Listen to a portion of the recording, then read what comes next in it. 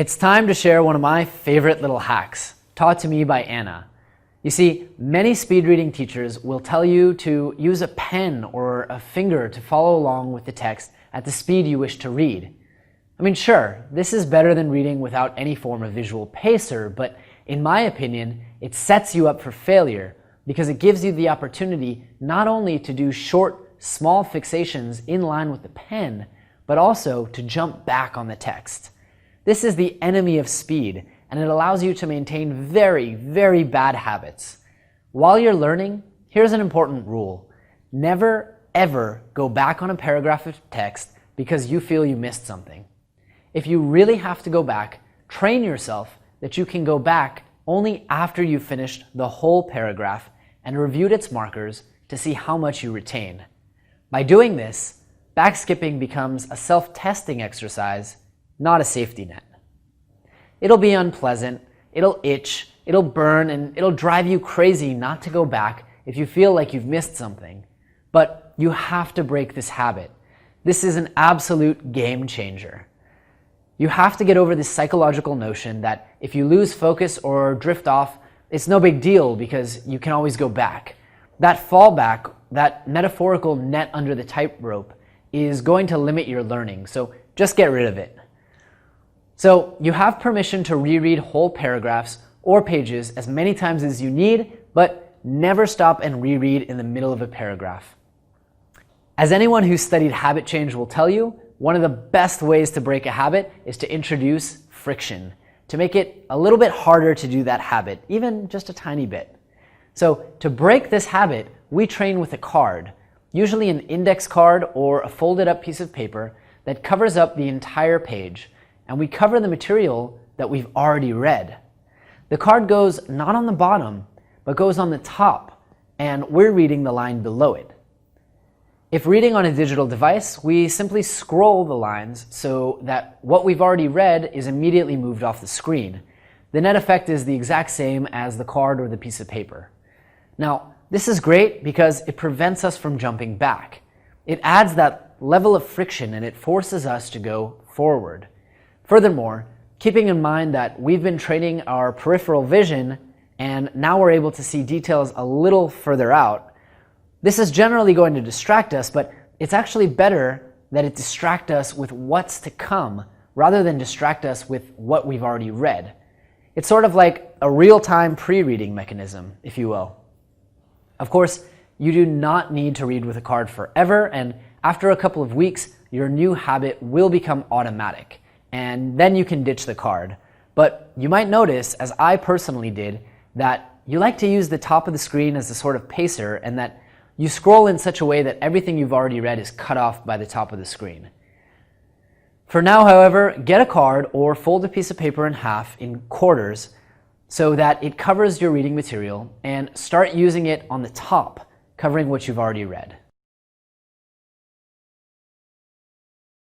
Do you remember back to the beginning of the course when we talked about a training methodology called progressive overload?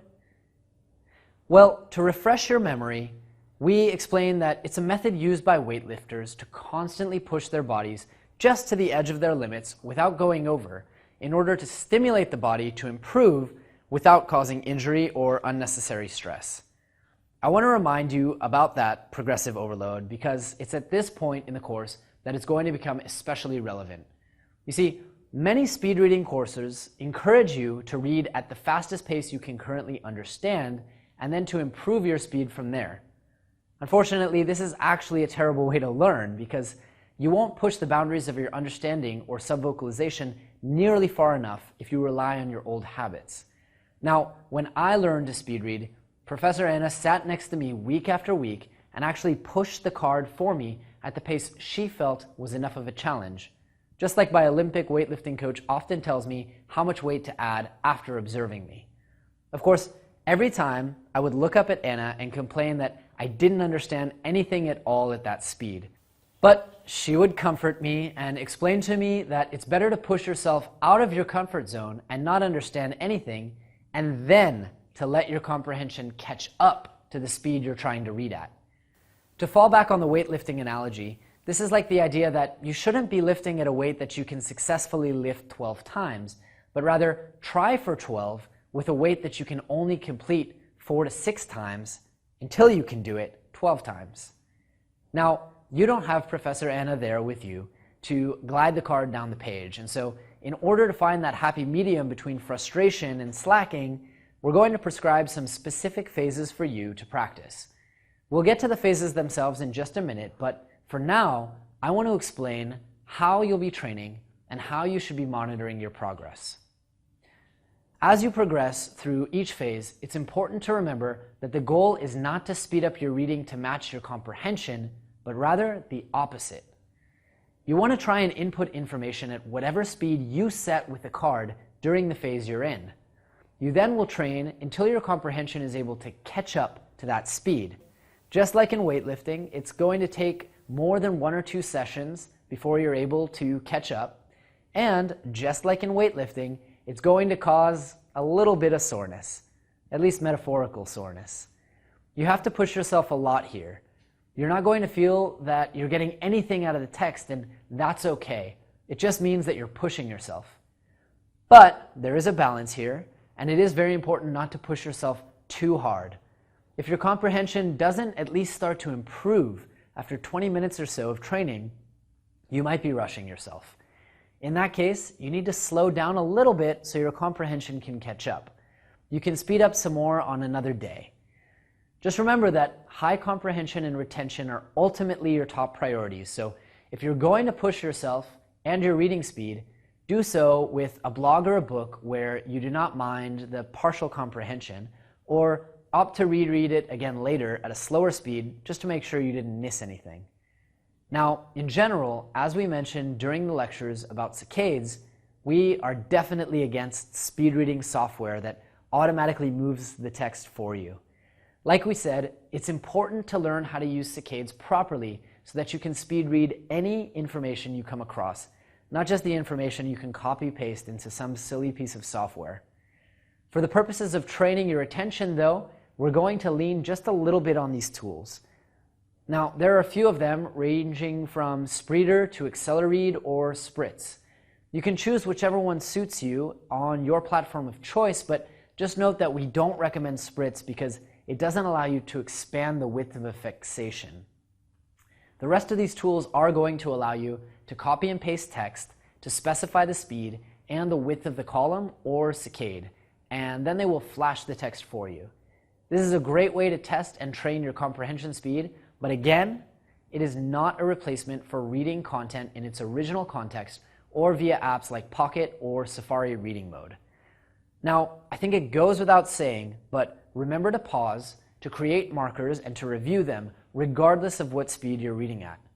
Once you have an acceptable amount of detail, which is about 70% of the details, you can move on to the next phase and try to speed up again. It'll probably take about 5 to 10 sessions of 10 to 20 minutes each for each phase. That is to say, this could take weeks or even months to master. Throughout that time, your speed and retention will fluctuate. You'll have good days and you'll have bad days, but don't be alarmed. Just keep at it and slow down a bit if you've bitten off more than you can chew or moved on too soon. Though your ultimate goal is very high comprehension, while you're learning, like I said, your comprehension will not be very high, and that's okay. For the time being, we're trying to break the sound barrier, and improved comprehension will catch up with time. I also want you to think about how much detail you actually remember the week after you read with subvocalization. It's generally not a whole lot. In fact, chances are in the long term, your comprehension is actually going to go up and be better using sight reading. All right, let's talk about the actual phases or stages of progressive overload themselves. The times I'm going to give you assume an average of 250 to 300 words per page, which is about the standard you'll find on a 6x9 paperback book. If you're using other materials, simply count the average number of words on a line, average the number of lines, and then multiply them, and make the adjustment to the number of seconds based on how much more or less than 250 words each page has. In phase 1, I want you to spend a maximum of 1 minute per page, or about 250 to 300 words per minute on Spreeder. You probably already read this fast, but I want you to focus on doing it in large fixations or saccades. Try to absorb the entire fixation at once. For phase 2, we're going to bump things up to 350 words per minute, or about 45 seconds per page. This isn't pushing yourself too much, I know, but we want to start gradually and go in phases so you don't get completely frustrated here. For phase 3, I want you to spend only 30 to 35 seconds per page, or a speed of 500 words per minute on Spreeder. Now, I'm going to remind you again, don't get lazy and do all of your practice on Spreeder or reread. It's okay to start each phase with that software, but make sure you're switching over to your iPad or Kindle or paper book to make sure you can stand on your own 2 feet before moving to the next phase. For phase 4, I want you to spend 20 to 30 seconds on each page, which will push you to around 700 words per minute. And finally, for phase 5, I want you to push it to the limit. Try to go for 1,000 words a minute on Spreeder, or more or less 15 seconds per page. This is the top speed that you're going to hope to achieve in this course, and a speed that I generally top out at, so don't be surprised if you hit a wall somewhere between 700 and 1,000 words per minute. I can't emphasize enough how important it is for you to push yourself here. As you can imagine, this is going to be extremely frustrating in the beginning. You'll feel that you don't even have time for your eyes to focus, much less to read or comprehend the material. That's a good thing. No matter what you do, do not slow down unless you really see that your comprehension is not catching up after repeated sessions. In any case, I hope you find solace in the comforting words of a famous Ferrari F1 driver, Mario Andretti, who said, "If everything seems under control, you're not going fast enough." In time, your comprehension will catch up to the speed that we're having you read at in each of the phases. You should continue watching the lectures even while you progress through these phases, because it's going to take a few weeks for you to really see dramatic improvements here. Also, as always, yes, check the PDF syllabus for additional resources. If you're pushing yourself as hard as you should be, you're going to suffer a little bit every time you dive into a new phase. The difference between 500 words per minute and 700 words per minute, for example, is a pretty dramatic one, and it can seem impossible at first. To overcome this feeling, we're going to use a cool little mental hack that Anna taught me. We take our trusty card and we move it along the page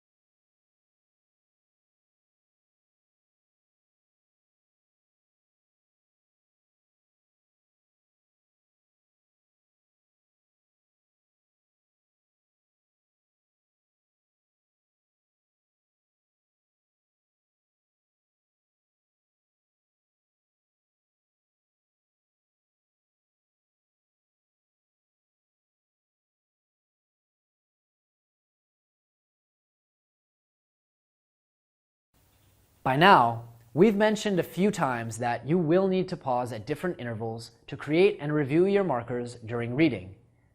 Unlike when we're in a conversation or listening to a lecture, we should not create markers while we're reading simultaneously. This shouldn't come as a surprise, given that our visual processing is focused on making sense of the written symbols on the text. However, there has been a lot of confusion in the past as to how exactly we can integrate this habit into speed reading. Furthermore, since we've just finished telling you that in the short term you should focus on speed over comprehension, it's probably a good idea to explain how you'll use marker pauses in the long term to make sure that your attention is restored once you're able to get comprehension up to speed. So, how do we apply the concept of markers to speed reading given the rapid pace? Won't these pauses just slow us down to normal reading speeds on average? No way. First of all, we usually end up with only 1 or 2 markers per paragraph, even if those markers each have some nested details. With time, you may notice that markers automatically pop into your head as your eyes are moving from one paragraph to the next. Either way, we pause for a second or so after each paragraph to try to remember what we've read. That's usually enough time to create markers and even to link them up. The general ideas of the paragraph make the markers. In the beginning, while we're still practicing, we start with very simple markers that are not very lively and have limited detail. Then we try to remember everything in the paragraph that adds up information to the main idea and visualize it as a detail of the marker. One technique that Lev likes to use is assigning an emotional color to the paragraph as a marker. Red can represent anger, for example, and blue can represent calm or resolution. Those are the types of simple markers we make in the beginning. The markers should eventually start to become more and more detailed with practice. Like I mentioned earlier, with time, you'll become faster and faster at creating the markers, and it will become second nature. At that point, your brain will most likely create markers on the fly as you read, or at the very least, it will become second nature to assign markers when you reach the end of a paragraph. But this takes a lot of time and a lot of practice, and even when it happens, you still should make a conscious effort to review your markers. So for now, it's okay to take even a few seconds after each paragraph to create and link your markers. You're still reading much faster and with more attention than you would if you were sub-vocalizing. Sometimes it makes sense to sub-vocalize your markers only, like important phrases and names and things like that. This way, you'll enjoy the benefits of dual coding while retaining a high reading speed. Remember what we learned in the previous section. When you pre-read several paragraphs in a section, your brain has some time to come up with possible markers before you actually need to use them. Although this may sound counterintuitive, pre-reading speeds up marker generation and makes basic markers available for detail collection. Occasionally, you may feel that you cannot finish a paragraph because you vocalize a word and your attention drifts off. This means that you need to stop and review your markers because you're overloading your short-term memory. This may happen every few pages, or it may only happen in between chapters, but taking pauses and looking up not only gives your brain a chance to clear out your short-term memory and review your markers, it's also a great way to prevent eye strain. So make sure to look at something far away and do so when you make longer pauses. That's a good segue into discussing more macro-level marker review. Just like a text is broken up into paragraphs and then chapters and then sections and finally the entire volume, so too should be your marker review. Whereas you'll spend only around a second reviewing markers from within a paragraph, almost automatically, you should look up and recall those markers for 2 to 3 seconds in between pages, or at least every few pages, to make sure that you're connecting it all together going forward. Beyond that, you should always take a long pause between chapters and look up from your book for as long as 15 to 30 seconds, depending on the density and length, and review all the markers you created and how they tie together. This is a crucial step in tricking the hippocampi into thinking the information is relevant. After all, you just learned it and you've already reviewed it 3 times and connected it to a dozen other new concepts. It must be something really important, right? The next step probably doesn't surprise you at all. When you finish a book in its entirety, it's a good idea to flip through it quickly or look at the table of contents and try to recall as many of the markers as possible.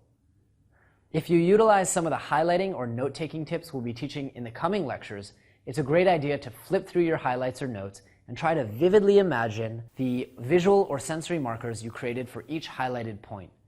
In fact, doing this every few months is a great idea if you wish to maintain a high retention of the material.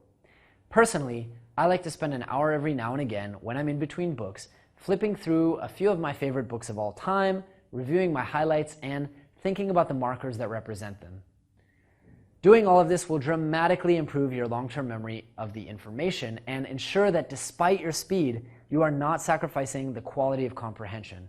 So, to review, make small pauses of around 1 second in between paragraphs, make medium pauses of 2 to 3 seconds between pages, make larger pauses of 15 to 30 seconds between chapters, and add in any additional pauses anytime you feel distracted, overwhelmed, or frustrated and need to review. Now, don't neglect this step, or you'll be just like every other speed reader out there who can read at blazing speeds and remember nothing of what they've read even an hour later. All right, guys, let's go ahead and see actually how creating markers would work during speed reading, when we actually speed read a real piece of content. I know we've demonstrated before, but now we understand about pauses and looking into the text structure. So here's an article that we wrote, Lev, Anna, and myself wrote for Lifehacker UK. Now, the first thing I'm going to do is probably pre-read it. Okay. What do we get? Well, I get Stop Blaming the Hardware, 2,000 words per minute. I see there's a TED Talk, study at Humboldt University. Okay. Visual memory trumps all forms. Sabertooth, that's interesting. Why is that in there? Memory's the first skill you should train, 70 to 90% retention. Perils of subvocalizing. If I didn't know what subvocalizing I would probably say, what's that? Prepare for a challenge. Infrastructure. Okay. Old normal reading. Jonathan Levy, Dr. Lev Golden Touch, best-selling author. Okay, so that's all I need for my pre-reading. I already have some interest. What is subvocalizing? What is the challenge? Why is there a TED Talk? Ooh, I like TED Talks. Visual memory trumps all forms. Okay, so now I have some curiosity. I have some questions. I have some things that I want to pull out of the text. So now as we go through and we speed read, the first thing we could do, by the way, is we could open this up in reading mode on Safari if we wanted to. But even if you didn't, it's actually pretty nicely formatted anyway. We can maybe zoom in a little bit. And then as we read, let's go through. So here, I get 6 years old. Remember, I'm looking with saccades, so you guys can't see my eyes, but I'm focusing here once, here, and then here, and then here, and then here, and then here, and so on. Okay? So 5 or 6 years old, I picture a 6-year-old child. It's a bit difficult to create markers for this because I did write the article, so I have the markers that I had when I wrote it, but 5 or 6-year-old child, I picture a child that I know who's 5 or 6 years old. This child was a little strange and unique. Okay, the kid is behaving weirdly.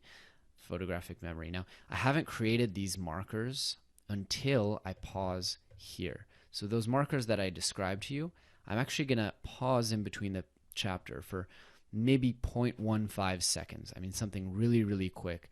And then I'm going to picture this child having a photographic memory. So he's looking at a bunch of photographs. Okay. Heaps of assorted memories.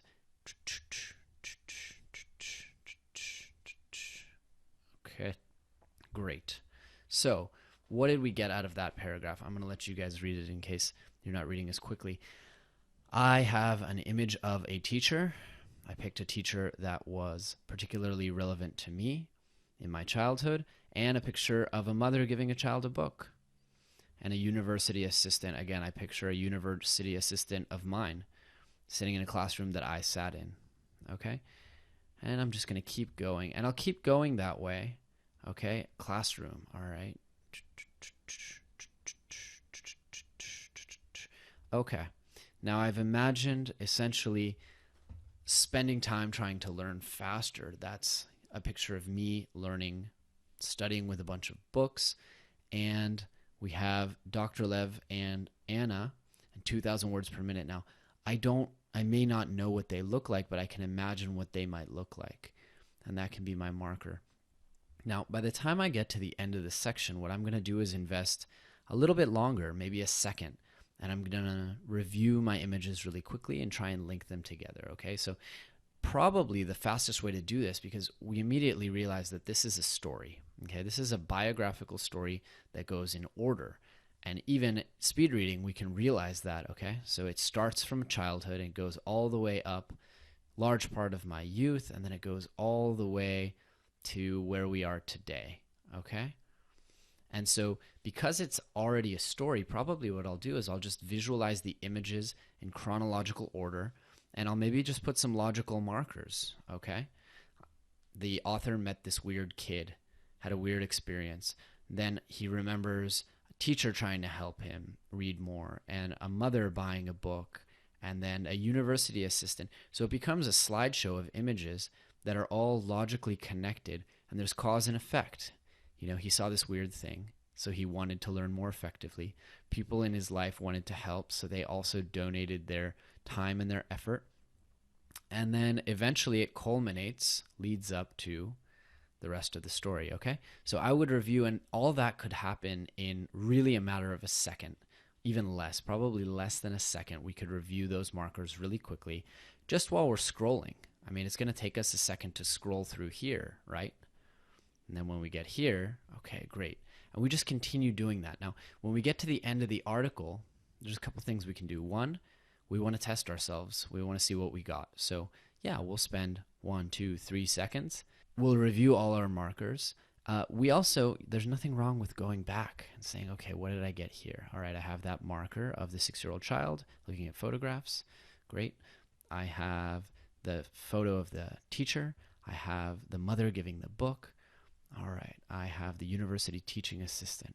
Great. I have that classroom image, right? And we can do that so quickly and just review that we have an understanding that our markers add up, and we can make them into a compound marker, right? We can create one image, which essentially becomes almost like a mind map, or we can do it any way we really want to, with logical markers, with a slideshow, with a mind map that just shows all the different points, okay? So we knew from the title that we were supposed to expect 5 tips and tricks.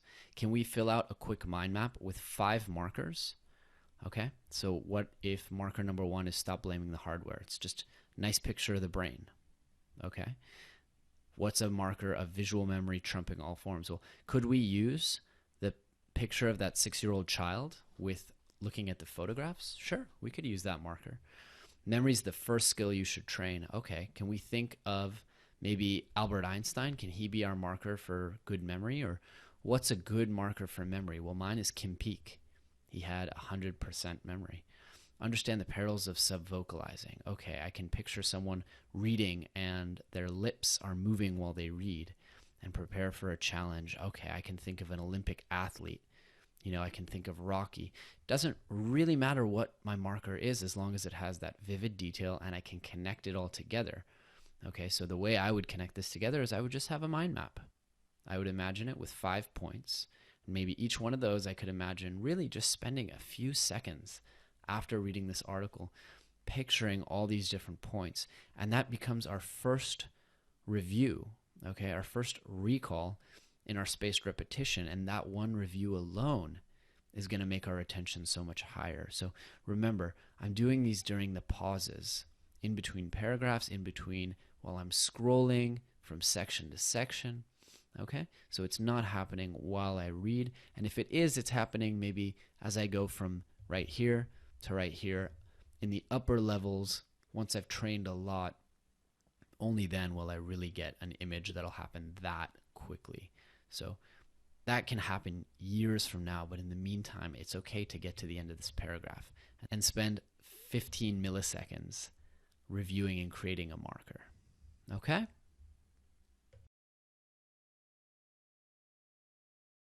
As we've discussed briefly before, the texts we read are generally very hierarchical. A book is broken into several parts with several chapters per part. Each chapter can be considered a standalone article, and it may contain many ideas or sections consisting of several paragraphs each. Even each paragraph may be broken down further into its many details. If we build one mental slideshow or mental palace for all of this structure, we won't remember much of it. For this reason, it makes sense to utilize the text's inherent structure to our advantage. For example, we can use 3 distinct levels of markers for the text in highly structured form. At the top level of our imaginary hierarchy, we have the whole book and its metadata: title, publication date, names of the authors and their bio, the main idea of the book, and how it connects to other books in the field or to our own knowledge. Even some critical responses or our own impressions from the book. All of these details are metadata. Some of them allow us to find the book later. Others allow us to look for similar literature and information, and yet others describe the content and connect it to other literature in our body of knowledge. When we get a new book, we should be able to remember this metadata, but we also need to connect it to some markers representing the book. For this reason, it's a good idea to pre-read the book for 2 to 3 minutes, just enough to get a feel for the book and look at the cover for just long enough to have a decent marker for it. In a way, this is our own personal version of the cover that we'll use. In the middle level of our imaginary hierarchy, there is the book structure, how different ideas relate to each other, and on which page to look for the ideas we want to review. Mind maps are very comfortable for navigating the hierarchy from the top level main idea of the book to the more specific concepts in each section. Generally, these mind maps will contain many logical markers to describe the relationships between different ideas. Just a reminder, every time we finish reading a section, we pause for a second to connect it to the web representing that subject. Sometimes we're able to generate many more links than provided by the text, for example, to our own thoughts and memories. Later, if we need to navigate this complex web to get the section we want in seconds, it will be helpful to use our logical understandings and emotions about the text to have more than one path to the desired information. At the lowest level of our imaginary hierarchy, we have each section and its detailed information, such as stories, examples, or other interesting information. Typically, this amounts to roughly 10 markers of roughly 5 details each. With that said, you can basically remember each section any way you find fit. For information you truly need unparalleled comprehension on, some students may prefer memory palaces, which we're going to learn in an upcoming lecture along with mind maps. At the level of a specific section, memory palaces are small and comfortable to work with, though they may be overkill for the level of long-term memory you likely need. Many other students continue using mind maps at this level. You can even generate small cartoons and presentations of several markers in an animated form. The specific strategy you'll use and some of the initial basic markers are generally selected during the pre-reading, and the specific details and links to other sections are added after reading, while trying to recall the marker structure. We can also connect our own thoughts and opinions during the breaks we take when reading. It's important to generate strong differentiations between what we read and the reactions and thoughts we have as a result. After all, you don't want to remember your opinions as facts given by the author.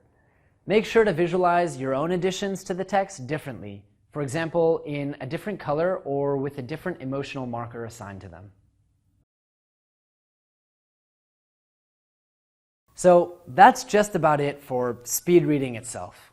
Like we said, speed reading itself isn't that complicated at all to teach or to learn, but doing it with high comprehension and retention will be pretty challenging.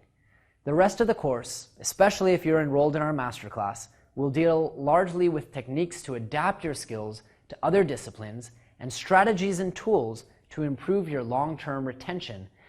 On top of all that, we're going to give a lot of lifestyle and environmental adjustments that you should consider to ensure that your brain is functioning at its absolute best. This is really important and impactful stuff, and so you should continue to watch all of these lectures even as you practice your speed reading.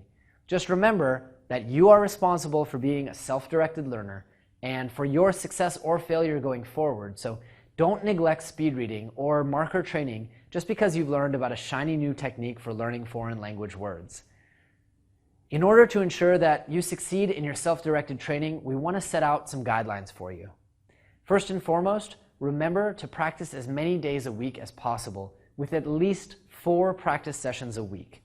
We're pretty sure that you read something every day, even if it's just blog posts, and so you should be speed reading as much of the material as possible.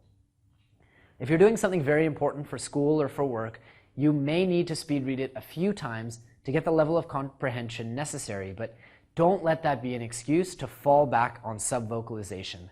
Simply utilize the techniques we've taught you, such as the self-testing protocol and the card trick, and make sure that your required reading is a great opportunity to practice while killing 2 birds with 1 stone. You should practice these skills for a few weeks or even a few months in order to really start seeing these dramatic improvements. Sometime in the next couple of weeks, if you're practicing diligently, it's all going to click. And all of a sudden, you're going to feel like Bradley Cooper in the movie Limitless.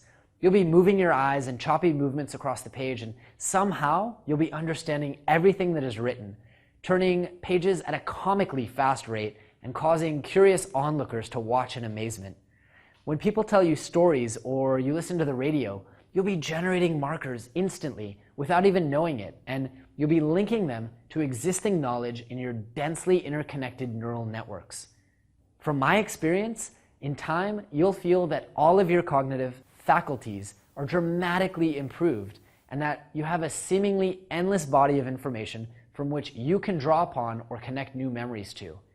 And these effects will only continue to develop, and they'll become more dramatic and more effortless as your brain becomes more skilled, more interconnected, and more densely packed with incredible knowledge. I can honestly admit that after years of using these techniques every day, I feel like a completely different person, almost as if I have superpowers. But sometimes you'll slip back into old habits. You'll start sub-vocalizing and not even realize it. You'll forget people's names and be embarrassed when they remember yours. Hey, I do these things as well sometimes. It's perfectly understandable and it's perfectly normal. It takes a very long time to overcome years and years of slow reading and sub-vocalization, and quite honestly, I don't know if it ever truly becomes fully second nature. After all, I've been speed reading for only 4 years at the time of this recording, but before that, I sub-vocalized for almost 20 years. I'll let you know in another 20 years if it ever becomes truly natural to speed read, but until then, I just have to remind myself every time I look at a text to use my good speed reading habits. This is kind of like reminding myself to sit up straight instead of slouching into my chair every time I sit down.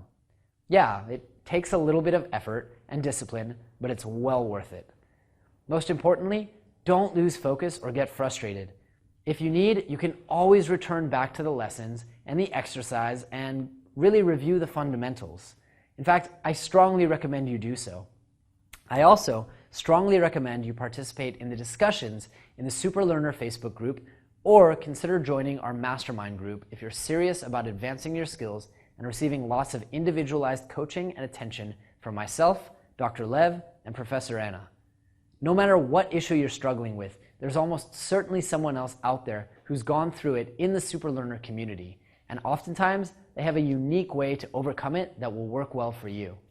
So, keep up the practice and get excited for the next lectures, where we learn how to create and maintain high-quality memories long-term, how to design our learning environment and optimize our minds, and so much more.